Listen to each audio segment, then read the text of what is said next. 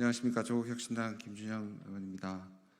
주말에 죄송합니다. 사안이 사안인 만큼 오늘 사도광산 오후에 사도광산 유네스코 등재가 될 것이 예상돼서 이렇게 휴일임에도 기자회견을 열었습니다. 지금부터 사도광산 유네스코 등재 관련 긴급 기자회견을 시작하겠습니다. 촌구석에 처박힌 사도광산 강제동원 역사. 존경하는 국민 여러분, 이제 사도광산의 유네스코 등재가 코앞입니다.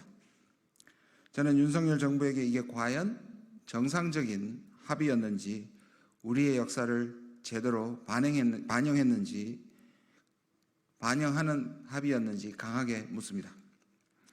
유네스코는 인류가 공동으로 보호해야 할 가치가 있는 곳을 등재 대상으로 합니다.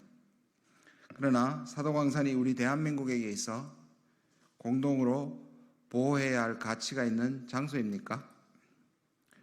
사도광산은 일제강점기의 산물이자 수천 명의 우리 국민이 강제 동원되고 희생되었고, 아직도 이 희생자들에 대한 신원조차 확인되지 않은 우리 민족에게는 뼈아픈 역사적 장소입니다.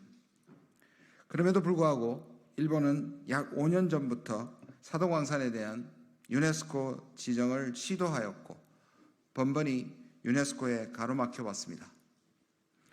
그 이유는 이미 아실 겁니다. 뻔뻔한 일본 정부는 일제강점기 시절 조선인의 강제동원 역사를 번번이 고의적으로 누락시켰고 왜곡하려 했기 때문입니다. 이에 대해 유네스코는 한국 정부의 입장이 중요하다고 수차례 밝히며 사도광산의 유네스코 등재에 제동을 걸어왔습니다.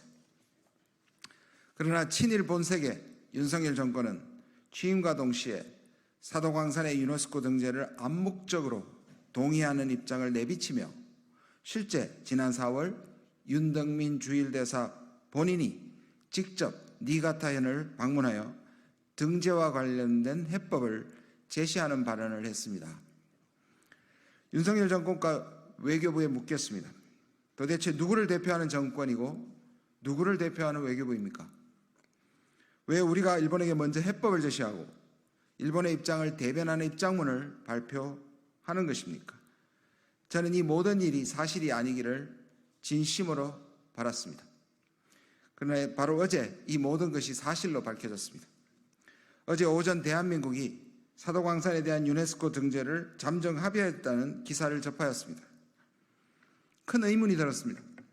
과연 이번에 우리 정부는 어떤 합의를 했을까? 군함도 2탄이 펼쳐지는 것은 아닐까 걱정했습니다. 역시나 강제동원 역사를 기록한다는 일본의 약속은 꼼수에 또 꼼수였습니다. 그리고 우리 정부는 이를 동조하고 방관했습니다. 저는 어제 오전 우리 강제동원 역사가 제대로 기록되는 것인지 확인하기 위해 사도시의 모든 박물관과 기념관을 확인하였고, 혹시나 시골 구석에 처박힌 반 100년 전 건설된 지역 향토 박물관에 기록되는 것은 아닌지 외교부에 수없이 질문했습니다. 대답이 놀라웠습니다.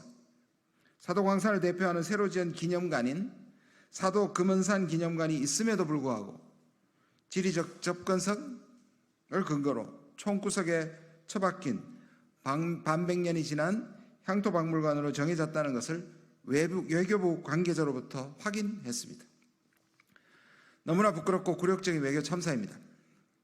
저는 이를 막아보고자 어제 방송에 출연하여 이 같은 사실을 긴급하게 알리고 강하게 질타하였습니다. 외교부의 해명을 이해할 수 없었기 때문입니다. 지리적 및 접근성, 사도 금은산 기념관이 더 좋은 곳에 있다는 것은 초등학생이 지도를 펴보면 알 수 있습니다. 또한 우리 기록이 전시될 향토박물관은 유네스코 등재 범위에서조차 제외된 지역이기 때문입니다. 그러나 더욱 신기한 일이 벌어졌습니다. 외교부가 갑자기 방송 출연 중인 저에게 엠바고라고 표시된 사도광산 유네스코 등재 관련 자료를 보내왔습니다. 역시나 제가 주장했던 그대로입니다. 시골 구석에 처박힌 1956년에 건설된 지역 향토박물관에 대한민국의 아픈 역사를 전시한다는 것이었습니다. 이어 기자들의 제보가 시작되었습니다. 26일인 어제 오전 외교부 일부 출입기자에 한해 이미 해당 자료가 엠바고로 전파되었다는 사실입니다. 그러나 그 시간대는 외교부 장관이 일본 외무상과 사도광산 등재 관련 협의를 한다고 발표한 시각이었습니다. 이미 끝난 결과를 가지고 마치 우리 정부가 협상하는 것처럼 우리 국민을 우롱하고 일부 기자들에게 엠바고 자료를 보냈다는 것을 어떻게 이해해야 한단 말입니까? 엠바고를 통제수단으로 사용하여 기자들을 입막음시키고 추후 어쩔 수 없었다고 발표하며 낙후되고 사람들도 찾지 않을 시설에 우리 역사가 기록되는 것을 자화자찬이라도 하며 주말을 이용해서 묻어갈 생각이었습니까? 외교부 장관에게 묻겠습니다. 외교부 장관은 지난 1월 취임사에서 과거의 아픔을 치유하고 국민의 자긍심을 확산시키고 외교는 국민을 위한 것임을 잊지 말자고 발언하였습니다. 우리의 아픈 역사가 반백년 된 시골 총구석의 건물에 전시되는 것이 장관이 말하는 과거의 아픔을 치유하는 방법입니까? 26일인 어제 라오스에서 일본 외무상과 협의할 때 이 향토 박물관에 우리 역사를 기록한다는 데 대해 아무런 이상함을 느끼지 못했습니까? 존경하는 국민 여러분, 과거사 앞에 여야가 없습니다. 일본과의 과거사 문제 해결에 있어서 정치적 이점이 끼어들 여지가 없다고 생각합니다. 우리 역사를 부끄럽게 만드는 윤석열 정부를 비판함에 있어 정치적 이점 차이도 없어야 합니다.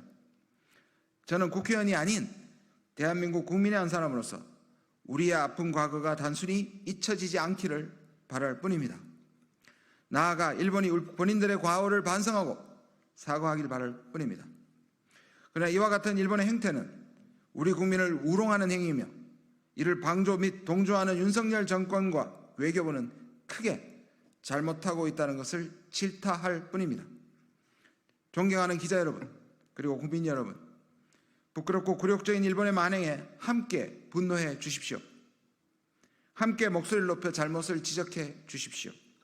그렇지 않다면 일본 정부의 뻔뻔한 만행은 결코 멈추지 않을 것입니다.